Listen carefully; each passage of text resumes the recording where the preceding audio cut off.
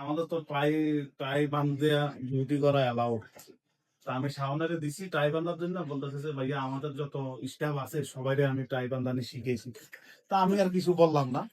আমি ওকে, টাই বান্ধানি তুমি যাতে শিখেছো ঠিক আছে। তো ভাইয়া আশিক ভাই আরেকটা কথা খেয়াল রাখবেন, যে আমাদের যে ম্যাচে আমি সবাইকে পাক শিখেছি, এবার আমার পাক খাইয়া সবাই শুধু টাক মারে।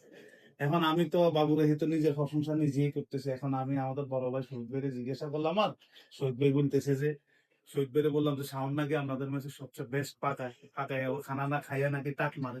শহীদ ভাই অনেকক্ষণ চিন্তা ভাবনা বলে বলতেছে, তুমি বলো এটা পাকায় এটা। হ্যাঁ, এখন এখন আমি কি করবো বলো? অতিরিক্ত চাপাবাজি করলে ভালো লাগে? এত চাপাবাজি করে সাথে বলার বাইরে।